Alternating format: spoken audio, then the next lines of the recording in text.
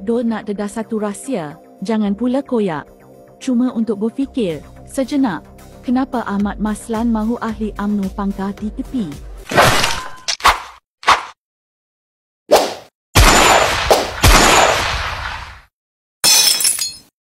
Ramai Melayu yang tidak tahu siapakah sebenarnya yang mendominasi majlis tertinggi UMNO sekarang. Mari kita tadabbur. Dalam sejarah UMNO, siapakah Perdana Menteri? Lihat sejarah dan keturunannya. Pertama, Tunku Abdul Rahman berdarah Siam selama 13 tahun. 2. Tun Abdul Razak Bugis selama 6 tahun. 3. Tun Hussein Bugis selama 5 tahun. 4. Tun Mahathir Mamak selama 22 tahun. 5. Abdullah Badawi Parsi Badwi 6 tahun. 6. Najib Razak Bugis selama 9 tahun. 7. Ismail Sabri Yaakob adalah Melayu dari Felda, paling pendek dalam sejarah Keperdana Menterian Malaysia. Inilah satu-satunya Melayu. Apa kesan kepada negara? Akhirnya, hak orang Siam di Semenanjung mendapat taraf bumi putera sama seperti orang Melayu. Sehingga kini, Melayu asal Semenanjung mengiktiraf bangsa lain seperti Bugis, Jawa, Minang, Boyan, Banjar, Mandailing, Parsi, Mamak, Aceh adalah sebagai Melayu.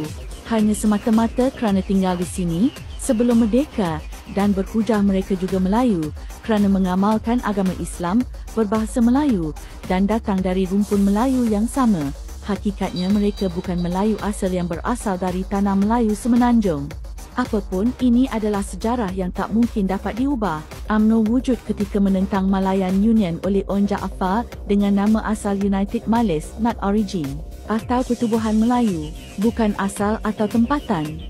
Namun bila Melayu dari negeri-negeri lain ramai turut serta, barulah namanya ditukar kepada nama yang ada seperti hari ini. Jawatan Perdana Menteri hanyalah bergumang dalam kelompoknya sahaja pada peringkat awal penubuhan UMNO. Kenapa Onn Jaafar gagal menjadi Perdana Menteri nombor 1 Malaysia sehingga digantikan dengan Tunku? Tapi, siapakah Tunku? Apakah beliau ahli UMNO? Tidak. Apapun, beliau dilantik sebagai Perdana Menteri pertama Malaysia. Kemudian dipulangkan kepada sepupu Onn Jaafar yakni Tun Razak. Kemudian dipasing lagi kepada anak Onn Jaafar yakni Hussein Onn dan berakhir di tangan Tun Mahathir, menunggu saat untuk diserah kembali kepada Najib, anak Tun Razak. Kini, terlepaslah sudah amanah Tun Mahathir selepas berjaya memberi jawatan kepada Najib yang akhirnya memusnahkan legasi keturunannya sebagai Perdana Menteri dari jalur Bugis. Satu-satunya yang masih tinggal dalam legasi ini ialah Hishamuddin Hussein yang tidak dibuang oleh Zahid kerana jalur keturunannya yang berasal dari pengasas UMNO. Zahid masih reti sejarah, namun mampukah Hishamuddin bangkit? Tapi tahukah kita siapakah Melayu yang sesungguhnya? Melayu yang sesungguhnya adalah Melayu yang digambarkan secara jelas dalam buku Atok de Mala Dilema. Inilah Melayu. Terperinci sekali Atok gambarkan Melayu dalam bukunya ini. Jadi, apakah Melayu layak jadi pemimpin tertinggi, lembik dan layu, mati dalam gia? Kenapa pilih DAP? Kerana inilah satu-satunya jalan agar Bani Jalur Jawa dipimpin oleh Zahid terus kekal. Zahid Jawa, jasad Melayu teperohnya Jawa. Siapa kata Jawa tu Melayu? Jawa ada sistem tulisannya sendiri.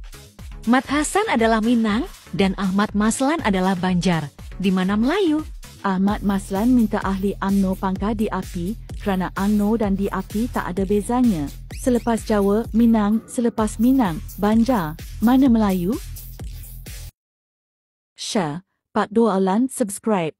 Thanks for watching.